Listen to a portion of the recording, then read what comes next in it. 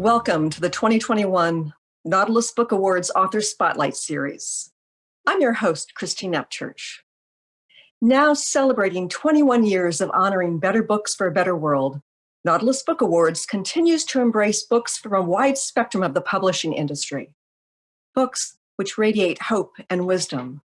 Books which nurture our inner connection and inspire us to connect together as individuals, as communities, and as planetary citizens. This is a vast conversation, one which is more important today than ever before. Today, we are focusing the spotlight on Nautilus Award winner Sarah Wilson. She has won a Gold Award for her book entitled This One Wild and Precious Life. She won in the category for psychology and mental and emotional well-being. Sarah Wilson is a former journalist and TV presenter. She's an activist, an author, and she has had two of her books already on the New York Times bestselling list, and they are I Quit Sugar and First, We Make the Beast Beautiful, which Mark Manson described as the best book on living with anxiety that I've ever read. In her new book, she is talking about her soul's journey through the complexities of climate change, coronavirus, racial inequalities, and our disconnection from what matters most.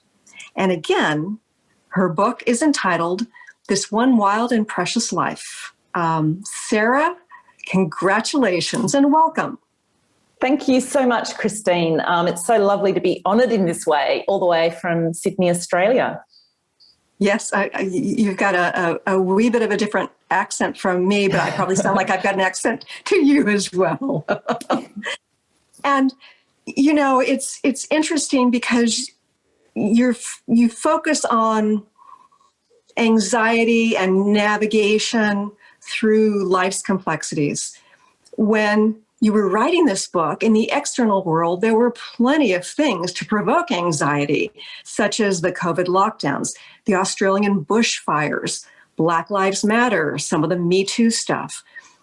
How did all that affect you as you wrote this book? And how did it affect the book itself? Oh, it was very meta, as we like to say these days, in the sense that I was writing the book and it was due at the publishers or the printers in early January 2020. And of course, the bushfires took off literally within a few days of it being due at the printers. So I pulled it back and said, I need to sit and see what's happening here. And so I rewrote the book. Then COVID hit in March. We went into a massive lockdown here in Australia. And again, I said, I've got to observe what's happening here. And then Black Lives Matter, happened. And that impacted me massively. I do a lot of work with Indigenous Australians here. And again, I just had to sort of sit. So it was delayed, but what it meant is that I was writing the book in real time. And the theories that I'd already extrapolated over the course of a 3-year journey where I hike around the world in the footsteps of philosophers and poets, and et cetera, the theories held because all of these things were very connected. However, if anything, Christine, I went in deeper. I went in harder. I felt like I had more of a permission to be wilder with the ideas that I had, that I'd laid out. And so it became probably sharper. And I was able to get more emotional with it. But I was living it out. And in fact, a lot of the book brings all of that to the fore as I finally get the book to the printers. So you mentioned hiking in others' footsteps. Could you read us one of the sections on one of your hikes? For sure, I'd love to. Hiking is so important to the book and to the way that different philosophers have processed complex thoughts around these existential issues. And it's been huge for me. And this little chapter talks about why and how walking works. What's the most direct way to connect to life, to our big, bold, true nature, to ourselves? Being in nature, more specifically walking in nature. I've been hiking the whole way through this journey, but I've left it until now to really flesh out the hows and whys, things needed to build for a bit. We emerged into humanhood walking in nature. Our human brain evolved because we got upright and walked. Our sentience and awareness, the stunning and special stuff that sets us apart in the animal kingdom, evolved to the rhythms of walking and in response to the patterns in nature we saw when we quit schlepping around on all fours and began looking upwards. Hiking brings us back to our nature because hiking is how we know our nature. Let me explain the backdrop to what we're trying to do here. Remember that elephant that is literally sitting on our laps? I talk about the elephant in the room that is the climate crisis. Breathing in our ear, it's there to tell us that life is at risk and that we want to save it. The life of this planet, the life from which we emerge, and that brings us sunrises with God fingers that splay through sea mist, moons that smile at us, and birds that deliver us to group soul. The joy of walking in nature, biophilia as it's sometimes called, also reminds us what we're fighting for. As an eco-activist tool, little beats it. The other boon is that walking goes in the opposite direction to neoliberalism, which is a theme I discuss in the book. It always has done, ever since the inception of the more model in the 19th century.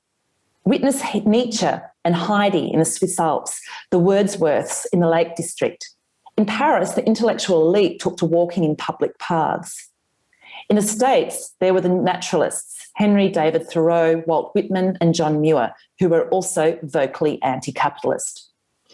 In a system that disconnects us from ourselves, each other, and what matters, that reduces us to small productive units, cogs in a machine, and goes at a madly pointless, distracted pace that has us running down a hill too fast for our legs to connect us to earth, then walking sticks two fingers up to the whole damn destructive conformist lot. In fact, thinking about it just now with you, to walk is to commit a most deviant act. In a system that rapes and pillages the planet as though it was separate from and subservient to us, walking in nature is an act of radical correction. I love New Yorker essayist Adam Gopnik's description of walking in Manhattan as an expansive connection, a happy opening out to an enlarged civic self rather than a narrowing down to a contemplative inner one, a way of scooting toward the American oversoul in sneakers, which is just a great line. He speaks to a particular freedom for which people in big cities are yearning deeply at the moment, particularly cities gridlocked in dated neoliberal market values. And he writes again, when we walk in New York, we always hope to randomise our too neatly gridded city existence. You go where your feet take you. Buses follow routes and subways have schedules, but somehow someone on foot goes wherever he wants. I remember Helen Gurley Brown, the founding editor of Cosmopolitan and my mentor during my time at the magazine. I was the editor of the Australian Cosmopolitan when I was 29, teaching me how to walk in Manhattan. We were sitting on the leopard print carpet stairs of her Central Park side penthouse apartment, our shoes off. She was in her late 80s at the time. Don't stop walking, she told me, tapping my knee with her arthritic forefinger. When you set out, just head in the direction you need to go and move with the green lights. She explained I should keep zigzagging my way through the grid system. Never be stopped, she said. It was a brilliant metaphor for almost every bit of go-girl advice the magazine ever put out. It can also be as simple as this. While we're out walking, particularly in nature, we don't consume. We choose our own way to use our leisure time. The billboards, the targeted text messages, and the Facebook ads don't reach us out in the woods, where more often than not, there is no reception. The faux baked bread scents that pump through malls have no pull on us. There's a phrase in there that you read that I'm fascinated by, and that is radical correction. Given the various problems in the world, what do you think is the most important type of correction, the radical correction we need to make as individuals to affect the global situation? Well, it's really interesting you use the word individuals as individuals, because I think the radical correction is moving on that sort of that pendulum, that spectrum from individualism back towards the collective. So as humans, we've always had this fine balance between preserving our own selfish interests and then rising and being of service to the collective, because we are so weak as humans. Tigers have claws and teeth, and other animals have poisons and an ability to run. We have none of that. The only thing that has preserved us has been our ability to mobilize as a tribe and to come together, particularly in a time of crisis. And that's why I talk quite extensively about neoliberalism. I don't have a problem with the market system. I believe that that is the system we have. It's not going to change in a hurry. However, the pendulum has swung way too far over to individualism. It's making us unhappy, but it's also endangering us because we need collective action to be able to solve the pandemic, the racial issues, the political fragmentation that we're all experiencing around the world, and of course, the climate crisis. And so that's the correction, the radical correction. And so in the book, what I find is that we just need to connect with nature, and our nature is to be collective and to rise and be of service.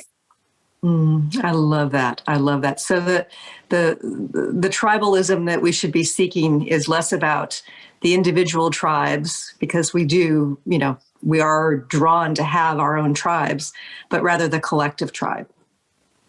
Yeah, and it's not about getting rid of individualism. It's about finding more of a balance, because we've become so out of balance. And I think we all know this. And there's a generation of young people who have known no other way. The individualism sort of since the Thatcher and Reagan eras, there's a generation who have known no other way of thinking. And so, and I think it's making them incredibly anxious and unhappy. So the thing that we think is serving us through that individualism and the selfish perspective is actually creating anxiety. So I know that you have dealt with that a lot and you talk about it in your book. What kinds of approaches do you suggest for people to deal with this? Well, obviously the first one is just walk, just hike. And I know that in the States and around the world, in fact, hiking's had a huge revival post-COVID. A lot of people have rediscovered it. All the hiking outfits and if you look on Instagram, it's so interesting. 10 years ago, the most popular image that was sold by Getty Images was a picture of a girl lounging around in lingerie on white sheets looking sort of forlorn. Now the most popular image bought by magazines, used in ads, etc., is a picture of a girl hiking in Banff with a beanie, a backpack.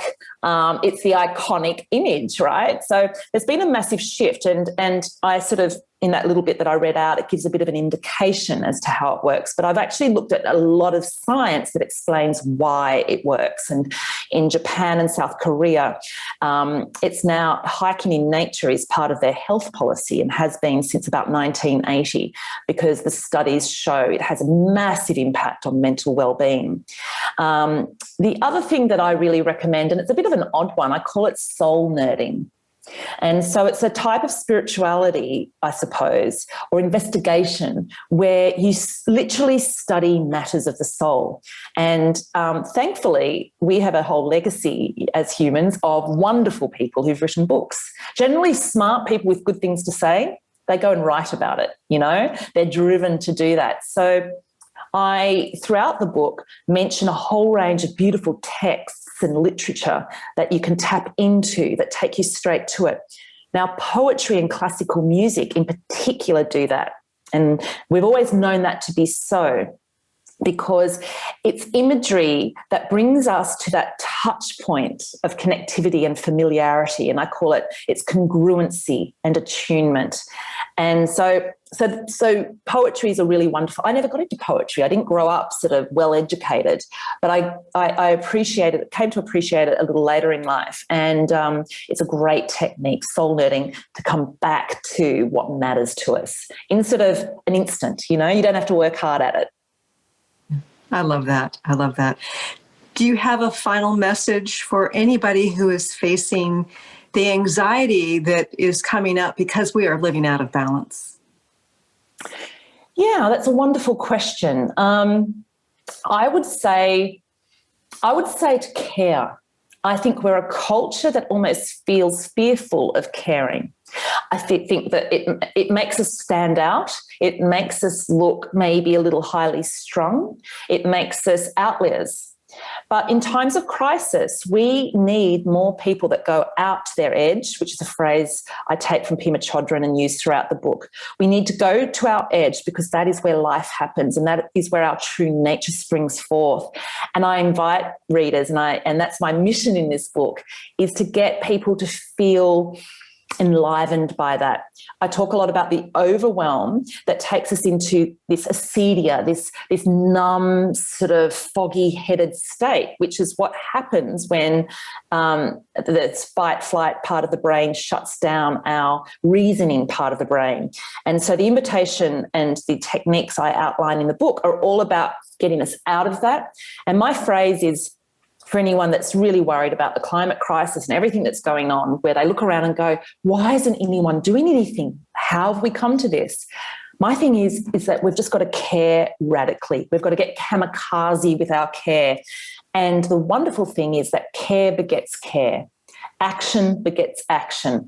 And it's a very highly contagious way of living. And just to provide some hope to anyone listening, there's a 3.5% figure of hope, which a researcher, Erica Chenoweth, came up with, where she analysed every peaceful activist protest throughout history, well, from 1904 to 2014. And what she found is you only have to activate 3.5% of any given population, and that then snowballs. And the action happens, the change happens. So don't give up. Care begets care. Just start caring radically. Don't draw the line. And that will engage you with this one wild and precious life. We're built to do this. And anyway, I'll stop it there. My rally call could go on forever, but I've written a book about it. I love that, radical caring. Again, congratulations on your Gold Award. And Sarah Wilson's book is entitled This One Wild and Precious Life. Thank you, Sarah. Thank you, Christine.